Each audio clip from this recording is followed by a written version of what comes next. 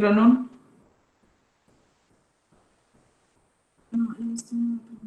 Sí, doctor.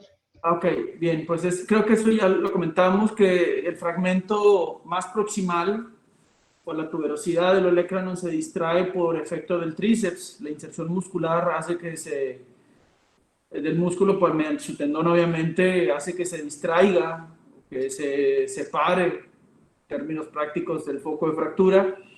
Y el tratamiento suele ser eso que ven ahí en la imagen de la derecha, un par de clavitos en el canal medular del olecranon sin involucrar la superficie articular. Eso no puede ser, no puede haber implantes en la superficie articular, al menos no en este caso, y poner un alambre en forma de 8.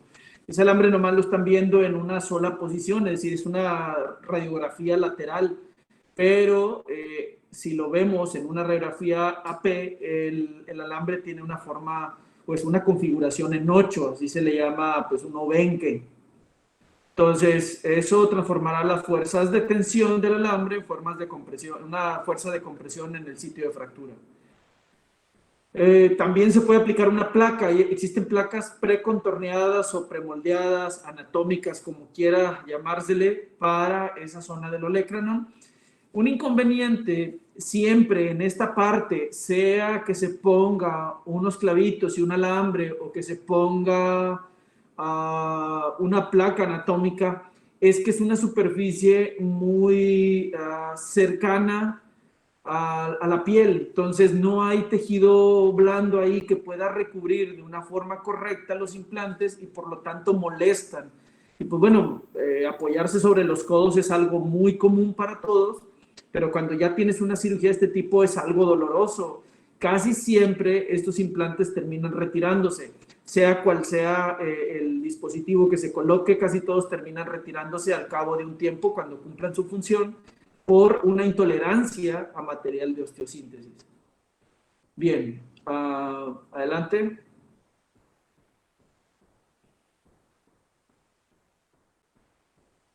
Siguiente. Next. Luz. Ok, bien. Es una fractura de cúpula radial. El mecanismo de lesión más común para sufrir una fractura de cúpula radial es una transmisión de energía, es decir, el paciente cae de cierta altura con las manos extendidas, entonces la energía se absorbe a través de la palma de la mano hacia el radio distal, el cual en muchos casos se puede fracturar, pero si no falla ahí el hueso, se transmite la energía hacia la parte proximal, que es la zona del codo donde está la cúpula radial, y al haber una compresión de la cúpula radial contra el capitellum, que es la parte que se articula con el húmero distal, se estalla o se fractura la cúpula radial. Puede haber fracturas muy diminutas de la cúpula radial que son irreductibles, en las cuales se puede hacer una prótesis de cúpula radial o realizar una cupulectomía con los inconvenientes que puede representar una cupulectomía, que ya se los comenté el día de ayer. Siempre será mejor armar, en la medida de lo posible, el hueso fracturado. Por ejemplo, en la imagen del lado izquierdo ven una mini placa de titanio armada con tornillos colocados en distintas direcciones para lograr una reducción de la cúpula radial. La imagen de la derecha, en la diapositiva, vemos una tomografía, una imagen de tomografía con reconstrucción tridimensional de la fractura de cúpula radial y vemos como la cúpula está prácticamente disociada del resto del hueso, está volando por ahí la cúpula radial, pero en apariencia no es tan malo porque la cúpula va completa, es decir, toda la superficie articular va completa y eso será más fácil de armar o tendrá un mejor pronóstico que una fractura conminuta de la cúpula, es decir, que se fragmenten muchos pedacitos, esas a veces ya son irreductibles y se puede optar por una prótesis o cupulectomía. Adelante.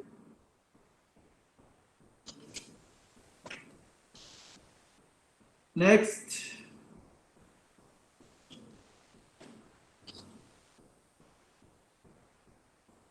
Sí las estoy cambiando, solo que a veces en mi internet se tarda un poco, perdón.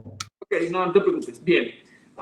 En la imagen tenemos una radiografía con, en la letra A tenemos una imagen, una radiografía con una prótesis de cúpula radial. Ahí vemos como tiene un vástago colocado hacia el canal medular del radio y una prótesis de cabeza de cúpula radial, apoyado sobre hueso original, es decir, sobre la parte del húmero distal, sobre el capitellum, sin un implante protésico en esa parte. Y vemos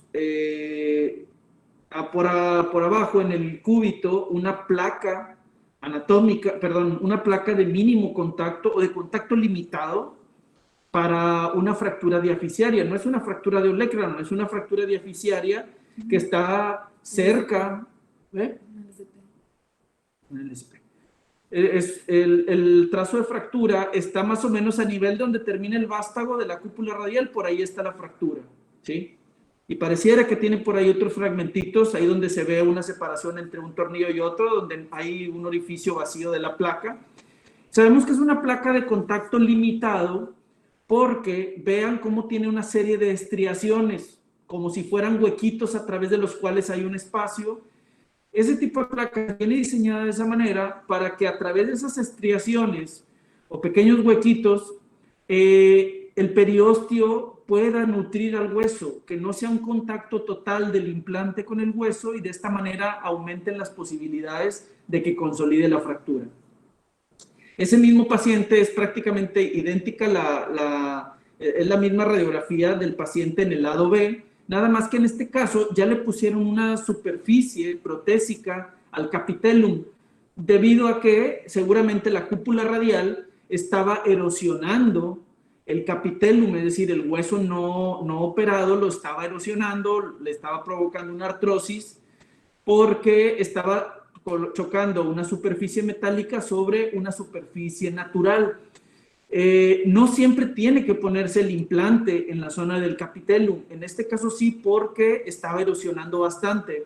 Seguramente la prótesis de cúpula radial la dejaron muy larga o muy alta, de manera que estaba muy apretada contra el hueso. Las prótesis de cúpula radial siempre deben de quedar ligeramente flojito el espacio entre el material sustituto y el hueso natural, para que pueda haber una buena función y no ocasione esta erosión ósea. Bien, adelante.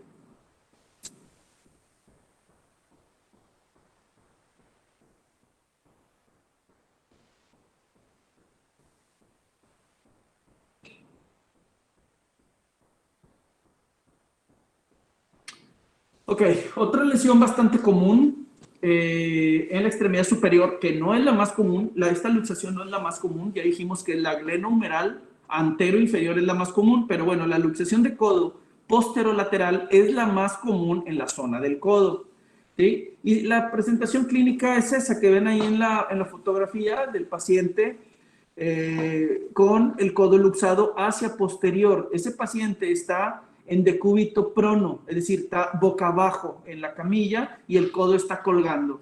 Por eso las flechas apuntan en dirección hacia dónde debe jalarse el antebrazo para poder hacer la reducción. Si está hacia posterior, debe jalarse hacia anterior. Vemos en la radiografía que identifica las diferentes partes de los huesos involucrados en la zona del codo. Vemos que está el olecranon, vemos la apófisis coronoides, vemos la tróclea humeral y vemos la cúpula radial. Entonces, ahí la apófisis coronoides está como si fuera trabada o atascada en la parte posterior del húmero distal o de los cóndilos humerales. Eso hay que brincarlo para que el codo pueda quedar congruente otra vez. Y cuando tú haces esa reducción, apoyándote en el codo y jalando hacia anterior, como lo muestra en la imagen primera, se oye donde raspa el hueso uno sobre otro y ya termina cayendo. Es bastante dolorosa la maniobra para el paciente, pero el alivio es prácticamente inmediato, ¿sí? Al ser una articulación de encaje recíproco, pues queda muy estable después de la reducción. No por eso vamos a dejar al paciente libre de ese codo. Hay que inmovilizarlo con un cabestrillo o una férula por lo menos unas 3 semanas, a partir de las cuales el paciente tiene que empezar a hacer movilización activa. ¿Qué pasa si nosotros inmovilizamos un codo? Dice, mucha gente puede pensar, bueno, más tiempo le va mejor, ¿no? El tiempo tiene que respetarse. 2, máximo 3 semanas son las que el codo va a estar inmovilizado, porque si no, desarrolla un proceso inflamatorio muy intenso y posteriormente llega a tener una capsulitis adhesiva o un codo como si estuviera congelado. Así como le pasa al hombro, le puede pasar al codo también. Hace poco operamos un paciente que tuvo una luxación traumática de codo sin fractura, aparentemente. Le hicieron la reducción y le colocaron un aparato de yeso. Recuerden, al hablar aparato de yeso, es un yeso circular. Se lo pusieron desde la mano hasta arriba del codo. No era necesario tanta inmovilización. Con un cabestrillo o con una férula bastaba. El paciente lo inmovilizaron con ese yeso por un mes.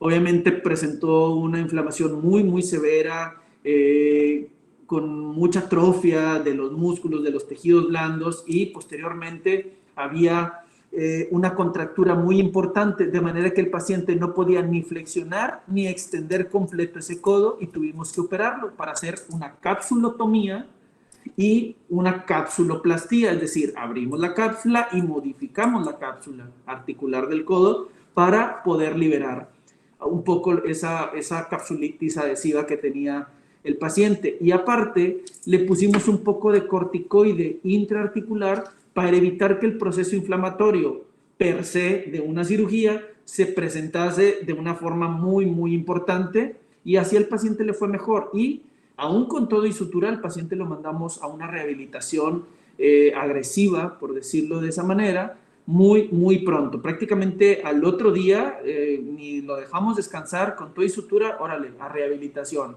El paciente lo vi aproximadamente 6 semanas, entre 6 y 8 semanas después lo vi, y el paciente, sus rangos de movimiento era, a la extensión tenía menos 5 grados, es decir, le quedaba con una contractura en flexión de 5 grados, no podía, casi extendía por completo, y la flexión llegaba como a 120, 130 grados, los cuales, suponiendo que el paciente no progresara más, con eso era suficiente para que él pudiera llevar una vida prácticamente normal. Claro que es un paciente joven y se puede lograr todo, pues mucho mejor. Todavía iba a continuar en rehabilitación, pero prácticamente se puede considerar como un éxito la cirugía. Siguiente.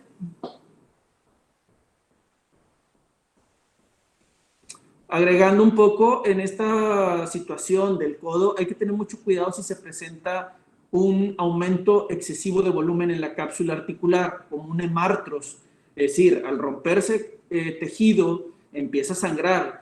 Si se presenta un hemartros, un aumento de volumen muy importante en la zona del codo, a veces hay que hacer una artrocentesis, funcionar la cápsula articular para poder drenar todo el contenido y así evitar una complicación que viene con los edemas importantes. Ustedes ya deben de saber qué complicación es, en la cual se disminuye el riego sanguíneo y se puede llegar incluso a ver una afectación neurológica. Bien, del antebrazo, son fracturas muy comunes en adultos.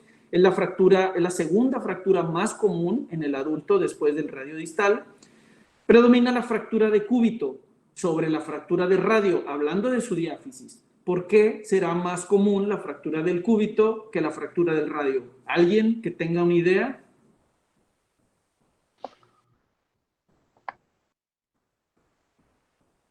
Sin Porque miedo. es más expuesta. ¿Por qué es más que, perdón? Más expuesta. Exactamente, esa es la razón, porque está más cerca de la piel, hay menos cobertura de tejido blando, de musculatura alrededor del cúbito.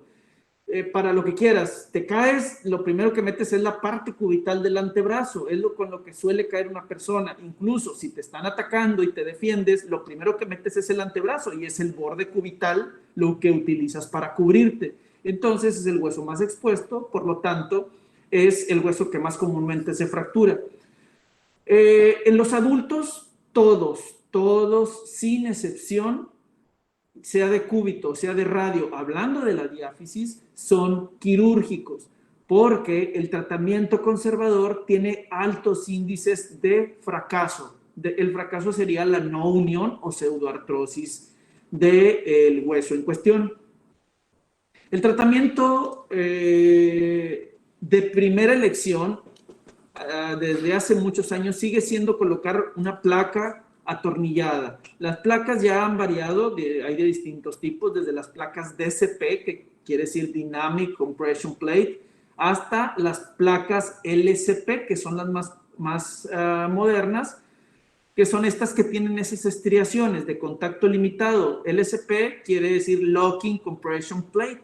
Son placas bloqueadas y de contacto limitado. Son las que tienen las estriaciones. Entonces, cualquier tipo de placa suele tener un final satisfactorio con la consolidación correcta del hueso. Error total si tú tratas de llevar una fractura de antebrazo con tratamiento conservador. Te quieres un hueso de ahí, es quirúrgico 100%. Eso hablando de fracturas cerradas, obviamente las expuestas con mayor razón. Adelante. Ok, tenemos unas imágenes muy elocuentes acerca de lesiones en el antebrazo.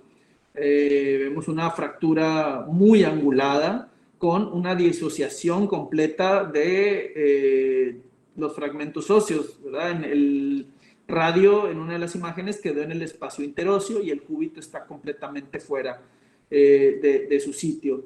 Y vemos en la otra figura la fijación con placas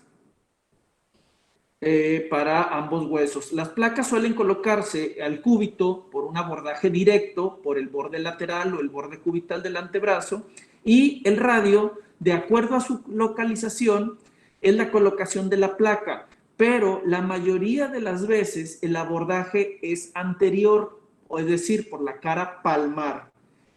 Hay más músculo por ahí, hay más estructuras de riesgo, nervio, arteria, hay más riesgo, pero si conoces la anatomía, llegas más fácil a esa zona. Estamos hablando de diáfisis, no estamos hablando de extremos. ¿Ok? ¿Qué otra cosa? Supongamos que tenemos una fractura del antebrazo. El hueso que se fija comúnmente primero es el cúbito, porque es el hueso que le da la longitud al antebrazo. Hay veces que tienes una fractura fragmentada en uno o en los dos huesos y tú haces una fijación sin tomar en cuenta la distancia, el otro hueso no te va a quedar a la distancia o la altura correcta, te puede quedar acortado y entonces la muñeca puede llegar a tener una desviación, ya sea hacia radial o una desviación hacia cubital. No va a quedar con la altura correcta y eso representará en la función una disminución. Entonces hay que tener mucho cuidado, sobre todo con las fracturas conminutas de cualquiera de los dos huesos. El abordaje para las fracturas de radio a través de la cara palmar se llama abordaje de Cocker, se escribe Kocher con K. Entonces ese es el abordaje de elección para las fracturas de radio. Adelante. Fracturas acompañadas de luxación. Son estas muy particulares, en la cual tenemos la fractura de Monteggia y la fractura de Galeazzi. En la luxación de Monteggia tenemos una fractura de la diáfisis cubital con una luxación de la articulación radio-cubital proximal. Parece trabalenguas y es muy común que se confundan con esto. Honestamente yo también me confundo todavía hasta la fecha, de repente lo olvido. Monteggia, fractura de cúbito y luxación radiocubital proximal. Lesión de Galeazzi, fractura de la diáfisis radial con luxación de la articulación radiocubital distal. ¿Ok? Como si fueran de la primaria. Repitan y repitan una y otra vez. Bien, a estos huesos así como en la tibia y el peroné, la membrana interósea les da una fijación extra. Entonces, cuando hay una disrupción de la membrana interósea, la lesión puede agravarse y puede presentarse un tipo distinto de lesión, que ahorita vamos a ver a continuación.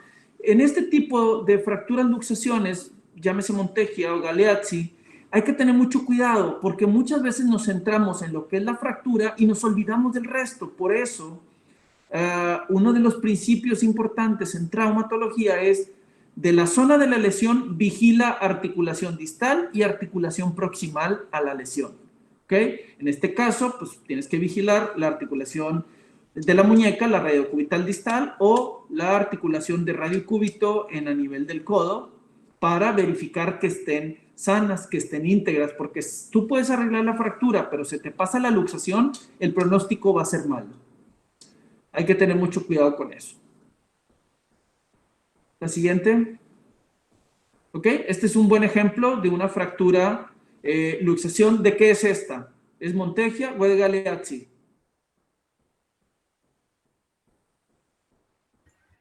Galeazzi. Galaxy. Bien, perfecto. Es una...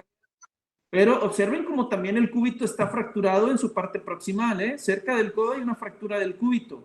¿Sí? Aparte que se luxó el cúbito, se fracturó en la parte proximal, cerca del codo, en la parte baja de la imagen, ven una fractura. Y luego viene la fractura del radio y la luxación muy visible de la radiocubital distal. ¿Este es paciente mío? Ah, ok. Ese paciente, ese yo lo atendí en el hospital civil, un paciente que iba en motocicleta y sufrió esa lesión ahí en el antebrazo. Adelante. Ya operado el paciente, observen cómo le puse varias placas porque el cúbito también estaba fracturado.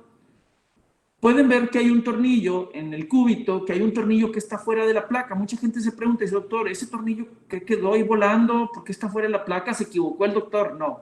Son tornillos que se ponen de forma intencional o programada para pegar dos fragmentos específicos. Se llaman tornillos interfragmentarios. Y sirve para hacer síntesis. Por sí solo ese tornillo no te va a mantener una reducción, pero ayuda a que el sitio de la fractura tenga mayor compresión y por lo tanto mayores índices de curación. ¿Okay? Entonces en ese caso aplicamos unas placas de CP, no son de contacto limitado porque pues, no había presupuesto para eso, pero podemos observar que la reducción es bastante buena, prácticamente al 100%. Claro, le hice yo, ¿verdad? Por eso.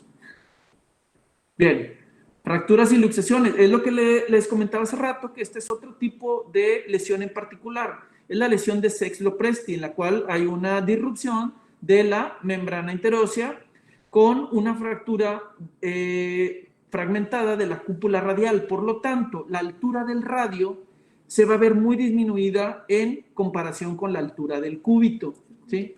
Y eso te daría una imagen radiográfica que se llama cúbito plus, es decir, cuando te queda muy largo el cúbito, observas este tipo de imagen, un cúbito plus, ¿ok? Y hay que tener mucho cuidado con eso, porque te puedes...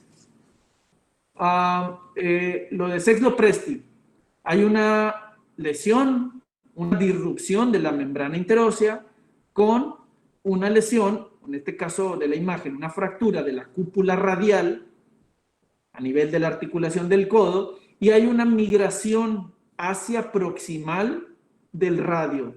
Tienen que grabarse bien qué es proximal, qué es distal, qué es ventral, qué es dorsal, qué es palmar, ¿sí? Qué es pronación, qué es supinación, qué es inversión, qué es eversión.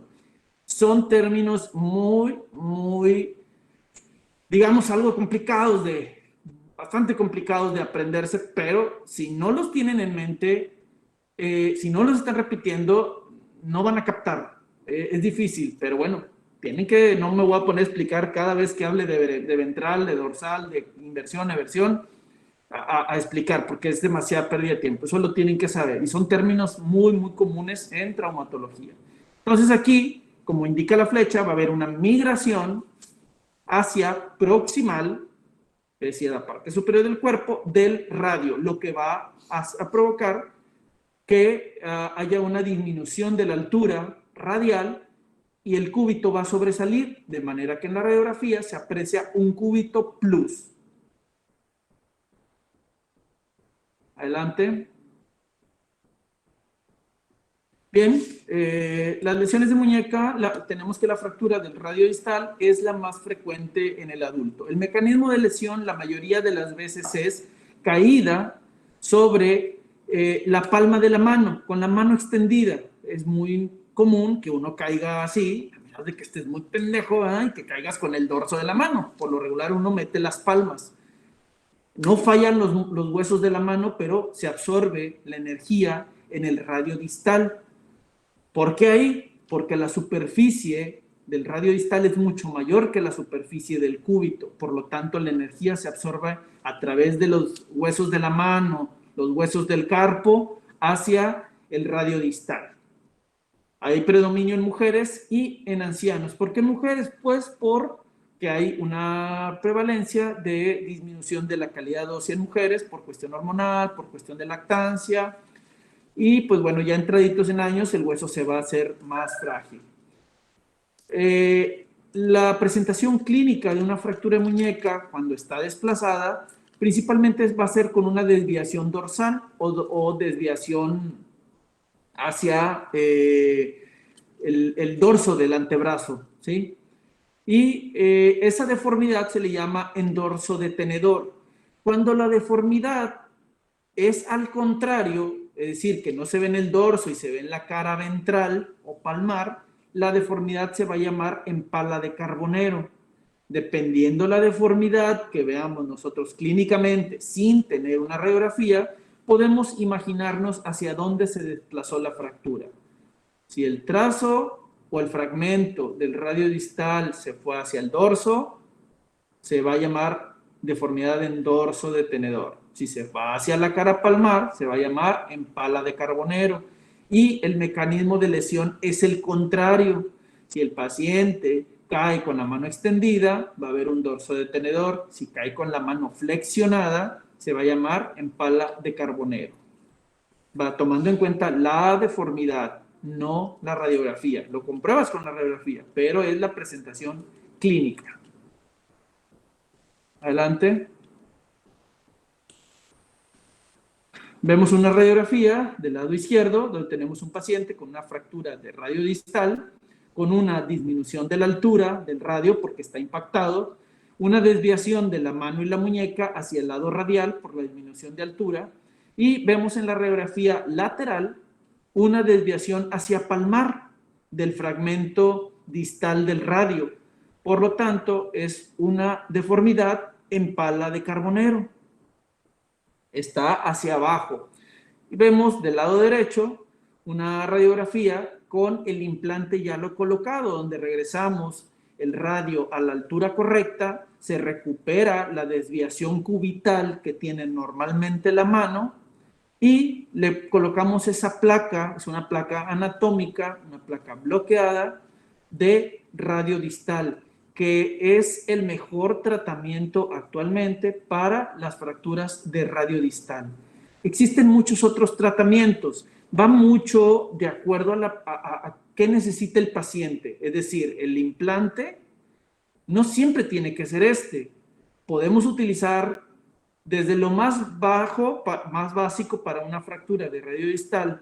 Por ejemplo, si tenemos una fractura no desplazada o el paciente no puede recibir otro tratamiento por alguna cuestión de salud o incluso hasta por cuestiones económicas, se le puede poner un aparato de yeso braquipalmar, es decir, desde la palma de la mano hasta arriba del codo.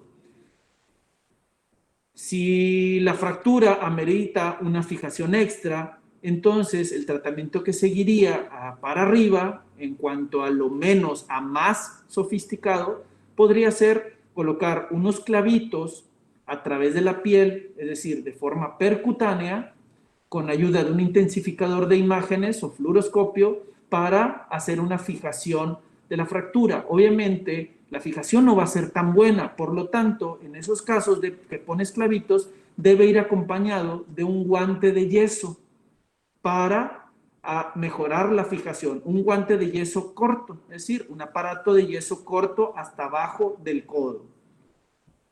Si tenemos un poquito más de presupuesto y si el paciente lo amerita, por ejemplo, en los casos de fracturas expuestas, en los cuales no puedes poner implantes la mayoría de las veces de primera intención por el riesgo de infección, puedes puentear la lesión, puedes colocar un fijador externo de muñeca para puentear el sitio de la lesión. ¿Por qué lo vas a puentear? Porque uno de los clavos se van a fijar en los metacarpianos y otros de los clavos se van a fijar en la diáfisis del radio. De esa manera, si hay una superficie contaminada o posiblemente contaminada, el fijador externo es una buena opción. En todas las fracturas cerradas, por lo regular, el tratamiento de elección es la placa anatómica de radio distal, ¿sí? Que ese es pues, lo más moderno, lo más sofisticado y lo que tiene mayores ventajas. Tienes que valorar cada paciente de forma individual para decidir qué tratamiento le vas a aplicar. Vamos a pensar que es una persona ya muy entrada en años, con una cardiopatía o con una enfermedad muy importante en la cual el estrés quirúrgico más el proceso anestésico, etcétera, pueden llevarla a una complicación grave y que incluso pudiera perder la vida. No te vas a empecinar en ponerle una placa a ese paciente de alto riesgo. O le haces una reducción cerrada y le aplicas un yeso braquipalmar, o eres lo menos invasivo posible, poniéndole unos clavitos y poniéndole un aparato de yeso. ¿Qué otra situación? Pudiera ser un paciente con una diabetes muy importante, muy descontrolada. Pues sí, igual a lo mejor hacerle una herida para meterle la placa va a representar un riesgo muy alto y entonces en ese caso pues tratas de ser menos agresivo. Si es una fractura expuesta, un paciente con afectación importante de tejidos blandos, pues le pones un fijador externo. Ahí puedes hacer incluso una fijación híbrida, o bueno, con cualquiera de los dispositivos puedes hacer una fijación híbrida. ¿A qué nos referimos con eso? Que el poner una placa no está peleado con poner un clavito extra. A lo mejor con la placa no alcanzas a agarrar algún fragmento en específico y es necesario que eches mano de un clavito por ahí extra. Yo lo he hecho también, de que a veces dices, oye, la placa te agarra muchos fragmentos, pero este en específico no lo agarra. ¿Okay? O se puede utilizar también un clavito cuando hay problemas de inestabilidad radiocubital distal. El cúbito se está saliendo, se está luxando, entonces le puedes poner un clavito, ya que estos son de forma temporal. Lo dejas de 4 a 6 semanas el clavito, cumple la función y lo puedes quitar de una forma muy fácil en el consultorio sin que el paciente tenga que entrar a quirófano. Bien, una pregunta que regularmente hacen los pacientes: doctor, ¿estos implantes que me está poniendo son de forma definitiva? Es decir, ¿se van a quedar ahí toda la vida o me los tiene que retirar después de un tiempo?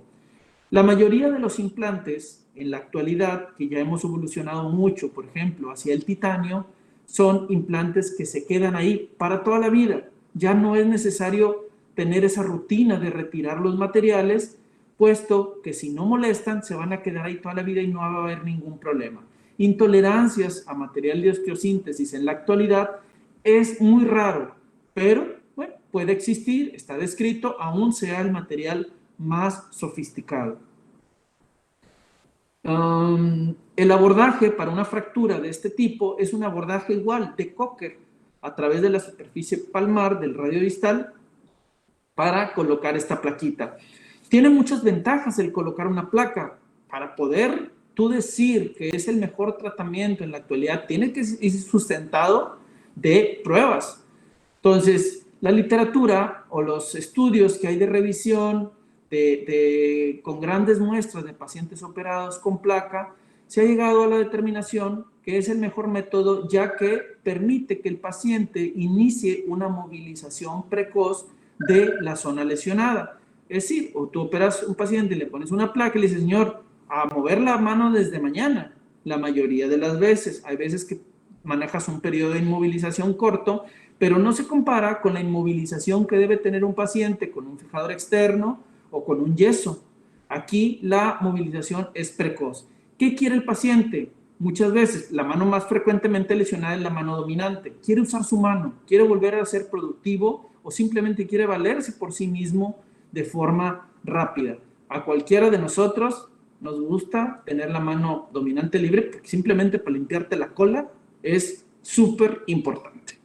Para bañarte, para comer, para vestirte, para lo que quieras, ¿ok? Entonces, es importante la mano dominante. Los que han sufrido alguna lesión en su mano dominante, ahí me dirán cómo le hicieron para limpiarse las nalgas con la otra mano. Bien. Tenemos otro ejemplo de una fractura de radio distal en un paciente joven. Digo que es joven porque todavía tiene líneas de crecimiento. Si podemos observar, todavía hay líneas de crecimiento ahí en las zonas epifisiarias del hueso. Es un paciente nuestro también. Este joven tenía 15 años, si mal no recuerdo, y se cayó de la bicicleta y tenía esa presentación clínica. Observen cómo la desviación está tremenda. ¿Okay? En este paciente que es pediátrico, se considera pediátrico todavía, no podemos cerrar los centros de crecimiento. Por lo tanto, una placa pudiera no ser lo más indicado, a menos de que el implante estuviera fuera de la zona de crecimiento, porque tú no puedes clausurar esa zona de crecimiento. Y a este paciente le hicimos un tratamiento, si mal no recuerdo, con agujas de Kirchner o con clavillos, perdón. No le pusimos una placa. Adelante. Bien, ahí está el mismo paciente ya operado. Efectivamente trae un par de clavos. En la primera imagen vemos la imagen AP, que se ve un clavo atravesado, ahí agarrando la superficie radiocubital o la articulación radiocubital distal, porque había una subluxación, y ya en la imagen lateral vemos como tiene otro clavito también metido ahí. Incluso parecen 3 clavos, creo que trae por ahí el paciente, con una reducción muy buena, prácticamente del 100%. Paciente que le fue muy, muy bien, le retiré los implantes a las 5 o 6 semanas, si mal no recuerdo, y el paciente tuvo muy, muy buena evolución. Adelante. Este caso es bien particular. Este caso es un niñosaurio de Ciudad Mante, este niño bien gordito, muy grandote, 12 años, pero caray, parecía que ya tenía como 20, estaba bien grandote y bien gordito. Y este muchachito tuvo una fractura ahí del radio distal que no involucraba la zona articular ni la zona de crecimiento, pero este paciente lo manejaron de forma conservadora. Pensaron, es un niño, hay que darle el beneficio de que la naturaleza solito lo arregle. Bien, aquí la literatura dice que los niños de 11 años en adelante deben ser manejados mucho más cercano a cómo se manejan los adultos. Pero bueno, dijeron, no, pues es un niño. Sí, pero tiene 12 años, está más grande que su papá, el huerco está bien chingonote, no lo puedes manejar con un tratamiento igual que un niño de 10 o que un niño de 8, de niños así chiquititos. Este era un pinche niñosaurio, grandísimo. Entonces, la consecuencia fue esa consolidación viciosa, así se llama cuando pegan chuecos los huesos. Sí hay unión, pero hay unión mal. Tiene una consolidación viciosa del radio distal, lo cual le provocaba una deformidad muy, muy notable, que no era permisible la angulación del hueso, por lo tanto había que operarlo. Y aparte, este paciente presentaba un defecto óseo, el que está en el círculo rojo, presentaba un defecto óseo ahí en la cortical, una tumoración. Entonces, parecía una tumoración muy buena, como un quiste óseo neurismático, probablemente eso era, la verdad no lo recuerdo bien, pero el tratamiento en este niño era colocarle una placa de radio distal, pero observen la placa, cómo la dibujé yo ahí, malísimo, ¿verdad? Pinchísimo el dibujo, pero ahí está dibujada con pluma, cómo debe quedar abajo de la superficie, de la zona de crecimiento. Él tiene las fisis abiertas todavía, vemos esa línea en la parte distal de los huesos. Yo no podía meterme para allá con la placa. Entonces, había que hacer un legradito en esa zona del hueso que tenía la tumoración para ver de qué se trataba y mandarlo a analizar y hacerle la osteoclasia. La osteoclasia se refiere a refracturar el hueso, acomodarlo en la forma correcta y fijar en este caso con una placa. Vamos a ver si tenemos el control. Rubencito, le decía a la mamá, ¿no? Pinche Rubencito, parecía Chabelo. Dale. Bien, esta es la imagen ya de control. Observemos cómo está muy, muy bien la reducción. de la superficie articular distal del radio, muy buena reducción después de la autoclasia. ¿Cómo no perdimos prácticamente altura en el radio? Está muy bien, y evitamos la zona articular, lo pusimos, otra vez, evitamos la zona de crecimiento. Observen cómo hay una línea ahí en la imagen del fibroscopio, donde estamos respetando por completo la zona de crecimiento. Por lo tanto, este niño va a crecer de forma prácticamente normal. Aquí hubo una inquietud por parte de los papás acerca de que no le vaya a retrasar el crecimiento como si lo necesitara el pinche huercote. Pero bueno, ellos quisieron de forma voluntaria que les quitara el implante y así fue. Le retiramos el implante cerca de 8 meses después, le quitamos la placa y al día Rubén está al 100%. Adelante. Ahí está, miren el mismo Rubén, vemos cómo hay un crecimiento óseo importante en la zona donde tenía la tumoración, porque hicimos un legrado, como un raspado, digamos, en el hueso para estimularlo a que creciera, a que hubiera un hipercrecimiento, y ya lo logramos. Tuvo ahí una consolidación muy buena y le fue bastante bien. Adelante. Bien, otras lesiones muy particulares son la fractura del boxeador, que se refiere a la fractura en el cuello del quinto metacarpiano. Cuando vas a dar un chingazo y lo das con el borde cubital, es decir, donde está el dedo chiquito, te va a pasar esto. Esto es bastante común en gente joven. Es curioso porque estos pacientes por lo regular llegan y te mienten. No quieren decir que le pegaron a alguien o algo, porque muchos de esos son de berrinche. Le dan un chingazo a la pared, un chingazo a una puerta y se quebraron la mano. Y nos dicen, no, es que me caí.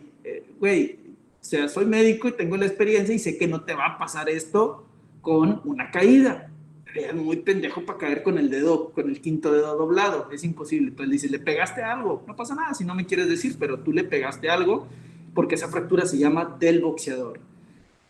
¿Qué tratamientos se pueden aplicar en estas fracturas? Yo anteriormente, porque está descrito, ponía muchas mini placas de titanio. Son mini placas que llevan unos tornillitos de 1.5 a 2 milímetros de diámetro. Un segundito.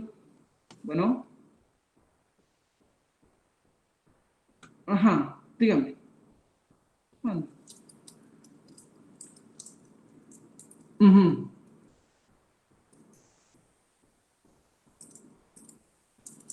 Ajá. Sí, claro, señora. Sí, lléveselo. No hay ningún problema. Sí.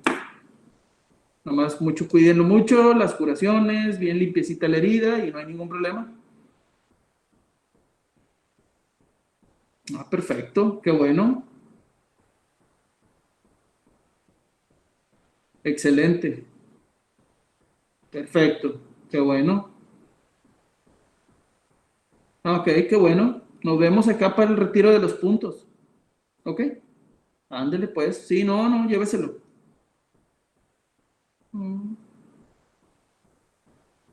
Está bien. Perfecto. No, sin problema. Sin problema. ¿Ok? Ándele pues. Hombre, nada, señora. Nos vemos luego. A ver, hasta luego. Los que estuvieron en la fractura de clavícula, hubo gente, ¿sí? Me habló la mamá, que está muy bien muchacho, no le duele nada, que está súper bien. Pues qué bueno. Bueno, sigamos ya con esto, ya para ahorita terminar, porque ya me acaba el tiempo a mí también. Yo antes ponía muchas mini placas, pero solían afectar mucho la cápsula articular del quinto metacarpiano, la articulación metacarpo-falángica.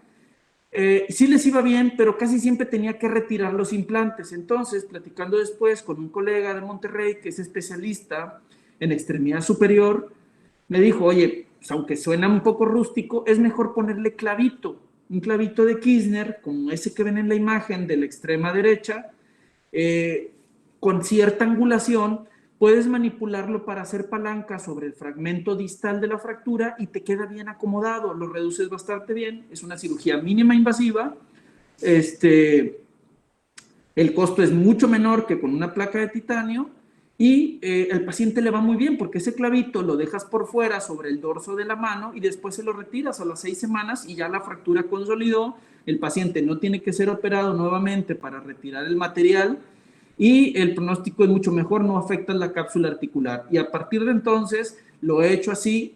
Es un poquito difícil porque pues, lo estás haciendo a foco cerrado con ayuda del fluoroscopio, pero funciona súper, súper bien. Ya llevo un buen número de pacientes operados de esta manera, desde que me lo comentó mi amigo el experto, y me ha ido muy bien, gracias a Dios.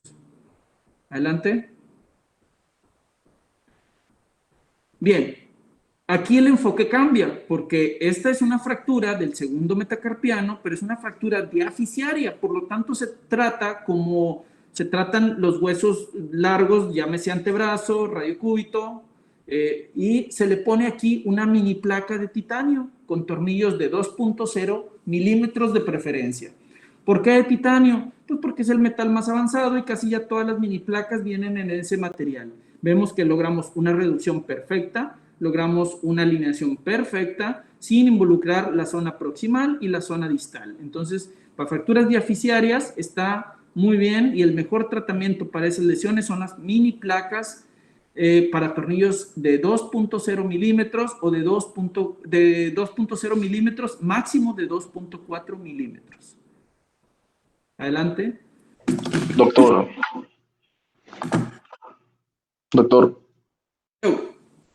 Entonces, si es en el cuello, lo mejor es el clavo de Kirchner. Definitivamente. Y si es diaficiaria, se le pone una placa. Es correcto. Igual, si son de las fracturas de la base, también le puedes poner mini placa. Nada más en la parte distal no se aconseja la mini placa. Las del cuello no. Las de la base y las diaficiarias, sí. Ok, gracias. Vale. Yo creo que ahí lo vamos a dejar Me porque... quedan 3. Ok, pues yo tengo consulta a las 5. Bien, bueno, ya por último, vamos a ver esta patología que es bastante frecuente, sobre todo en mujeres, es el síndrome del túnel del carpo. El nervio involucrado en el síndrome del túnel del carpo es el nervio mediano, ¿sí? Que pasa por abajo del retináculo flexor en la zona de la muñeca.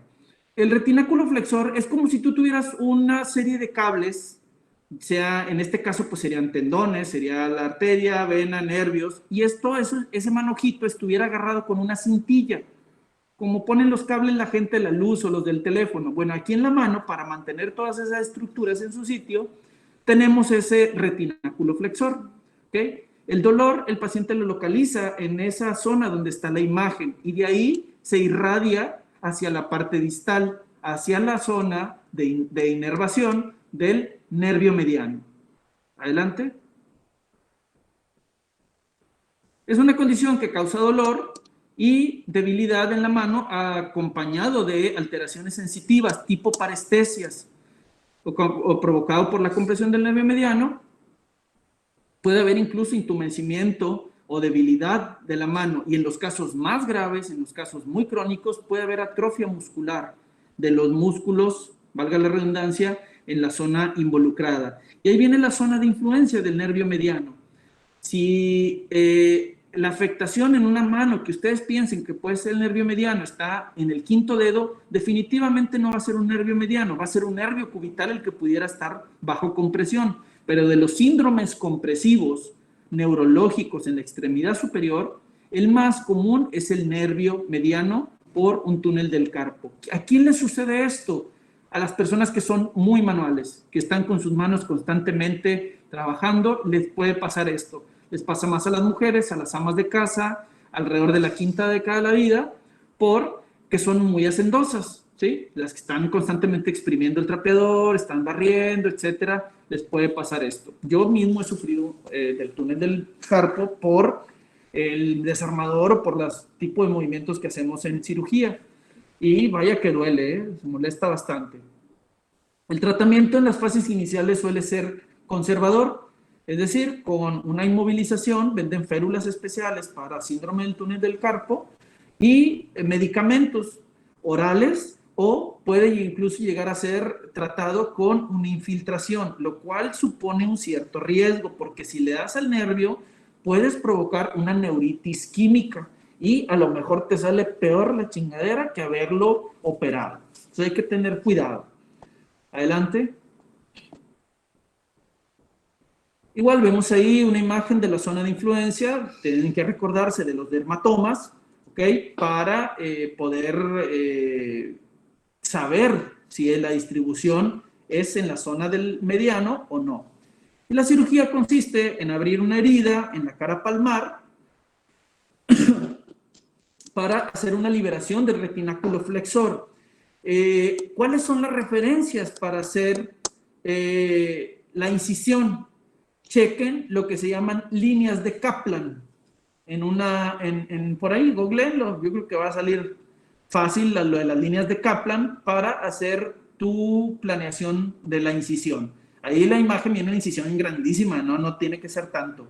Incluso el túnel carpiano puede hacerse de forma endoscópica. Se introduce una cánula, se introduce una mini cámara y se utiliza una hoja de bisturí retrógrada. Es como una aletita de tiburón que no corta hacia adelante, sino que corta en reversa.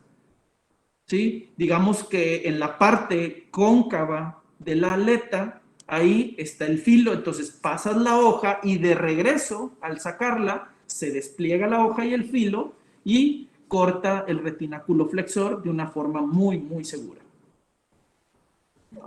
Adelante.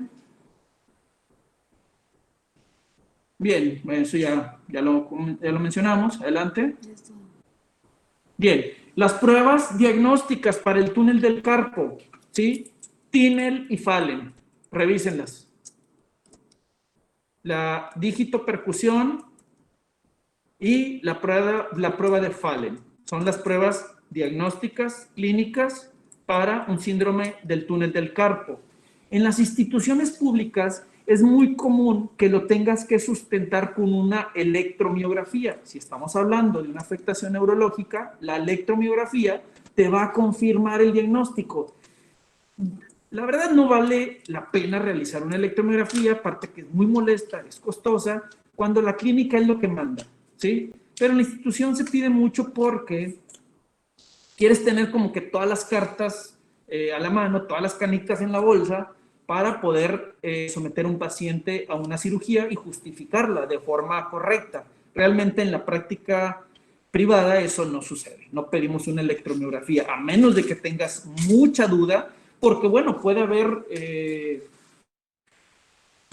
superpuestos. Puede ser que el paciente tenga una radiculopatía cervical y aparte tenga un síndrome del túnel del carpo. Entonces puede llegar a haber dudas. Entonces, bueno, la electromiografía podrá ayudarnos a discernir entre una patología u otra. Bien. ¿Dudas? Doctor, ¿puede repetir las pruebas que dijo? Tinel y Fallen. Gracias. Fallen es por pH. ¿Ok? Doctor, ¿qué medicamentos orales se utiliza, por ejemplo, para el síndrome del túnel del Bien. carpo? Muy buena pregunta. Se utiliza un desinflamatorio común y es importante, como es un padecimiento neurológico, dar un neuromodulador, como es la pregabalina, gabapentina, carbamazepina. Gracias. Nada. Pero mándamelos a mí, no les vayas a dar tú el medicamento.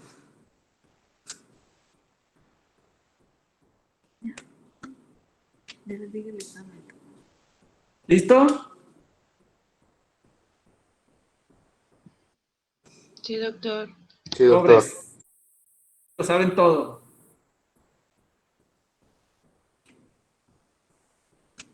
Bueno, chao. Gracias, doctor.